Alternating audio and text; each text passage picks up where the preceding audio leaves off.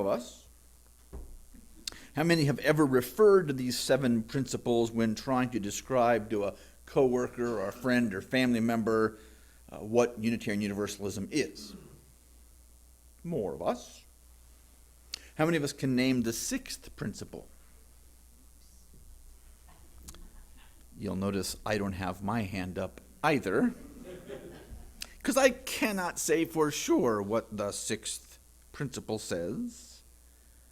I like the 7 principles. I resonate with them when I read them, and I don't really know all the specifics.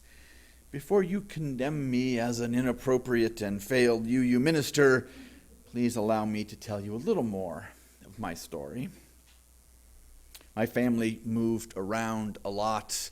We usually found one of the flavors of Protestant churches to attend.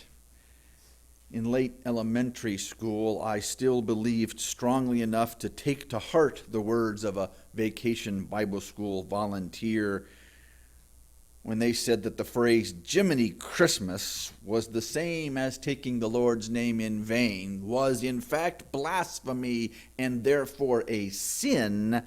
I spent weeks trying to scrub it from my vocabulary. It was only a few years later that I'd noticed that few of the adults in the church ever behaved as these scriptures said they should. And by the time I joined the Presbyterian church in high school, I no longer believed that the church was particularly a force for good in the world. I just wanted to join my friends in their teen handbell choir. I started college in physics. I believed in science. I ended up in a degree in philosophy. Friend of a friend got me a job in the burgeoning cellular phone industry where my knowledge of computers would keep me employed for as long as I liked. Except I didn't really like it. I loved the work. They paid me to solve puzzles every day. But the culture there was capitalist and consumerist and caveat emptor. Let the buyer beware. I ached for a group of people who believed in compassion and cooperation and the goodness of most people, anyway. A deadhead friend of mine had similar struggles. His road took him to seminary in Indianapolis, and he suggested that I try the Unitarians. I was skeptical that any organized religion could do more good than harm, so I took his suggestion and I rejected it. For a while. Eventually, I was desperate enough to look up the UU church in the town where I was and give it a try. I wept during the first service there. I cried and journaled in my car after the service in many Sundays the rest of that year. The 7 principles posted on the wall gave me something to point to, something to own, something with which to describe my journey, my hopes, my vision for a better world. I could use that language in the 7 principles to find others who had also found traditional religious expressions and traditional corporate expressions unsatisfactory. I used the language of the 7 principles to find a wife and a vocation and, frankly, most of my friends. So when I opened the email from the Article 2 Study Commission proposing changes, I expected they would tinker with the principles, maybe add one, make some significant changes to the sources, which I've often preached, and which are currently still listed in the bylaws of our UUA. When I opened their email and saw that the principles were gone, that the sources were gone, I closed the email. I was not ready for this level of change. I was, if I am honest, afraid for my job tearful for my own community and this faith tradition and the many people I love. Since then, I have engaged with the proposed changes. I've talked to some friends and colleagues. I look forward to talking more with any of y'all who wish to have the conversation. But I wanted to make sure you knew how I felt about the principles. I wanted you to hear my human responses to change in general and change in this particular spiritual context. Whether you have strong feelings about the 7 principles or whether you're hearing about them for the very first time today, I hope this example will be useful as we all face change in our lives. First, we should say why our Unitarian Universalist Association is doing this. And the letter of the law is that we are mandated to review the principles and purposes, Article 2 of the bylaws, at least every 15 years. So the longest period of time that can go without a review is 15 years. That way it doesn't inadvertently become a creed. We keep looking at it and make sure, is this still what we believe? Does this still adequately express what we're trying to do in the world? And so it really is trying to be relevant and really compellingly stating the permanent while letting go the transient part of our tradition. The Article 2 Study Commission has been working for a number of years now. They've asked and received for a great deal of input in the process. I think they've had 4,000 meetings and had 10,000 responses. So they're working with some input anyway. And what will happen next is that there's still a possibility of making some changes in what they've proposed. The board of our UUA may make some changes. Those of us who are at the General Assembly in Pittsburgh in June can maybe make some changes. And then, if amended or as now stated, if it gets a simple majority vote this year, it goes on for one more vote next year, which requires a 2/3 majority. If either of these votes fails, a similar proposal cannot be made for at least 2 years. So there's still a process to be going through. And if you want to help vote on it or make your opinions known, late June in Pittsburgh could be a lot of fun. The congregation gets to send a couple people. We could send a lot of people. We could carpool if you want. Y'all come. It'll be a good time. Now the challenge of all this is that there are 50 people in the room. There are 50 different theologies in this room right now, and 25 more online. And finding the words to give each of those real expression and not shutting off all of them is difficult. One of my colleagues, Mark Bellatini, once said, if some of these folks actually knew what the others believe, they would never talk to them again. We've a wide variety of interesting beliefs here. So, for the rest of this conversation, I want to talk about some of the changes they're making. I'll go into some specifics, but not a lot, because it's a long bit of deal, right? And then we can talk more about it later. I will have as many conversations as people want. I do think that the new purpose is better in our Article 2. I think the new sources are much more inclusive than they used to be. And there are still 7 named values and disciplines. So, I'm not completely unhappy with all the stuff. The purpose, now the existing purpose says, the Unitarian Universalist Association shall devote its resources to and exercise its corporate powers for religious, educational, and humanitarian purposes. The primary purpose of the association is to serve the needs of its members. Oh my God. It's that. The new purpose has a lot of that same stuff, but it ends with this. The purpose of the Unitarian Universalist Association is to actively engage its members in the transformation of the world through liberating love. Can I get an amen? Amen. That's what I'm talking about. That's the kind of language that inspires me. I'm glad they put that in. They did take out the 6 sources. Previously, we've talked about direct experience of transcending mystery and wonder. the words and deeds of prophetic people, wisdom from the world religions, Jewish and Christian teachings, humanist teachings, teaching from earth-centered traditions, all of which are spectacular and wonderful and which I will still draw on. But that list of 6 makes it seem like anything that doesn't fit in those isn't part of our inspiration. And so the new one says, we use and are inspired by sacred and secular understandings that help us live into our values. And it goes on, there's a little more there.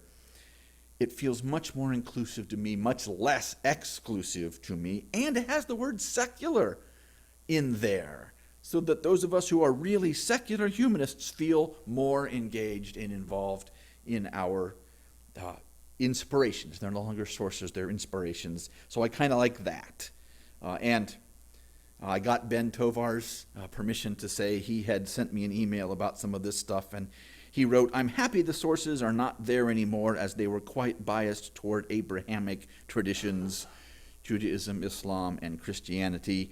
He'll have more to say later, but I agree with him that this does feel more inclusive and a step forward.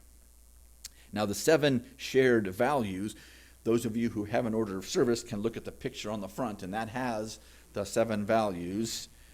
There are 6 things around the center, which is love. And I'm glad to see that the word love is there. It wasn't in the old principles. And as we heard in our second reading, I want to say that love is the meaning, but I think that love may be the means, what we ask with. In my humble opinion, love is the meaning and the means. It's the way we ask and the answer for which we hope. Love is the center of all of it, and so I'm glad that they agree with that and have put love in the center. And they explicate that a little bit. Love is the power that holds us together and is at the center of our shared values. We are accountable to one another for doing the work of living our shared values through the spiritual discipline of love. Inseparable from one another, these shared values are interdependence, pluralism, justice, transformation, generosity, and equity. All that sounds pretty good. And this is more pithy. I like how it's shorter, but then of course we have to explain all these things. So interdependence, we honor the interdependent web of all existence. We covenant to cherish earth and all beings by creating and nurturing relationships of care and respect. With humility and reverence, we acknowledge our place in the great web of life, and we work to repair harm and damaged relationships. Yay. Pluralism, we celebrate that we are all sacred beings, diverse in culture, experience, and theology. Justice, we work to be diverse, multicultural, beloved communities where all thrive. Transformation, we adapt to the changing world. Generosity, we cultivate a spirit of gratitude and hope. And equity, we declare that every person has the right to flourish with inherent dignity and worthiness. Each of those has a little covenant that goes along with them that often includes some of the language of the old principles. I think it's a pretty good description of what I'm trying to do in the world. There are many similarities. There are some pretty radical changes. First of all, stepping away from the 7 enumerated principles piece and making it in a circle.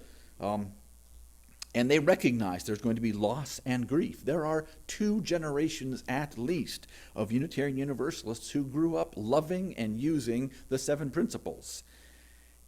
Let us work through our grief and acknowledge that very real loss in some people. It's important to recognize that, and I counted myself as one of those, as I said earlier. Now, how many of you encounter something, some change of some kind, and instantly embrace it and move forward? How many sometimes experience some resistance, at least a little bit? Many more of us. And so there's sort of the knee-jerk, who moved my cheese? And there's some of that, for sure. There was some of that in me when I closed the email. That's why they suggested when they sent it out, okay, please read it and feel. And then read it and think about it again. And then read it a third time and then begin to respond. And that makes sense to me, that to feel and really get into how we're feeling about these things. In Ben's email, he says, "For some reason, I find the new proposal lacks punch. It used to be our first principle, the inherent worth and dignity of every person. That's a challenging statement. It's a difficult goal for people whose actions we abhor. The equivalent, this new one, seems to lack that force somehow." He acknowledges it's hard to capture all the diversity in a short statement, but he points this new Article 2 tries to be so encompassing that it feels like, yes, of course, we love cakes and puppies. Yeah, he's not wrong. My colleague Randy Becker's criticism was, "I consider a focus on love to be reductionist and trite. I am not sure a statement of principles should contain a graphic. I'm anxious about a future without an explicit statement of sources essential to my understanding of the anti-racism, anti-oppression, and multicultural work that is before us."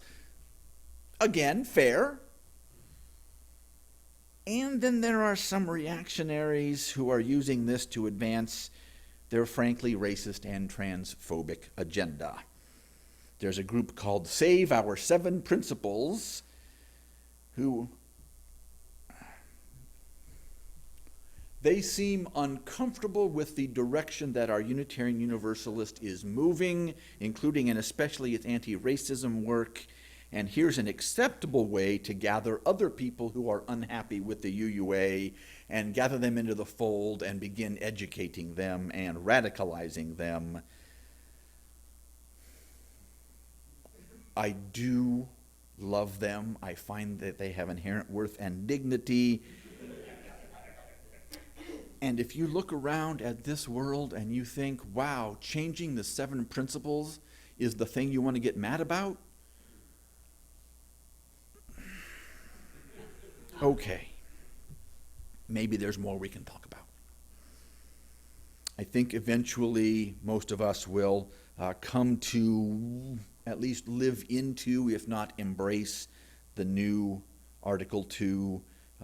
My colleague Randy goes on to say, like many a tadpole worrying about the loss of that tail, like many a butterfly missing the safety and familiarity of the chrysalis, many of us have longings for what has been familiar words and sentiments.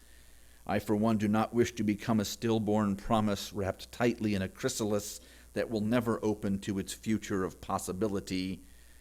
Despite my concerns, I will still accept the life outside the safe, familiar milieu of the past, a life in which we take agency in shaping our shared future.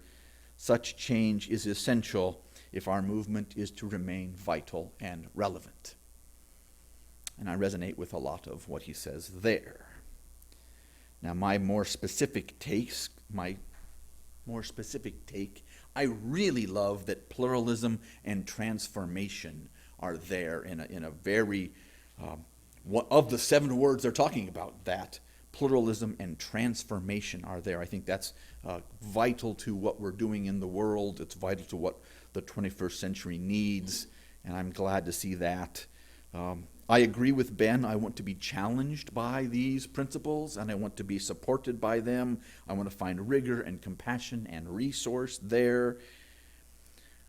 And having engaged with all these things, I do find that challenge there. I do find it challenging enough. So I'm hopeful that will work going forward. For those of us who are saying, oh, but the seven principles are such an easy way to tell people what we believed. This is a small card in tiny print, printed on both sides. It's got hundreds of words to say what the seven principles actually mean. Compared to Jesus saves, we've never been pithy. In fact, the seven words that we have in this new Article 2 is actually more pithy than the seven principles that we had before in all their words. So I do think this is a step forward, perhaps, and maybe we're allowing grief to cloud our understanding of the old stuff and just feeling a loss there, which is real. I do disagree with Randy that a picture is not should not be included in a statement of beliefs. It's not a statement of beliefs, it's shared values. I love there's a circular form. It shows it's non-hierarchical. These inseparable values are part of one thing, and any list cannot help but prioritize the thing at the top. And so our first principle, the inherent worth and dignity of all people, that was vital and important and life-changing to me. I think once upon a time that was a great counterbalance to doctrines like utter depravity and original sin. And in a 21st century pluralistic world, sometimes I think people mistake my inherent worth and dignity for what I say goes. And having a circle of shared values rather than a list, I do think makes a difference. And that circle has love in the middle of it. That's great. I'm glad of that. I am grieving and I am letting go the transient aspects of my faith understanding. I'm learning to embrace, lean on, and grow with the permanent aspects in this more relevant restatement. I hope I can remember this journey the next time I encounter other forms of change in my life and notice and acknowledge my fear and acknowledge that fear, feel it, and move through it. Take some time to think it through more carefully, get input from folks I trust, people who know me well. If something I deeply value or an aspect of permanence is being taken away, then I'm going to fight to preserve it. But if most of it remains and the change is more of the transient, then I want to grieve and let go. And somehow, through whatever changes and challenges that face us, let us all keep love at the center of it. So may we be.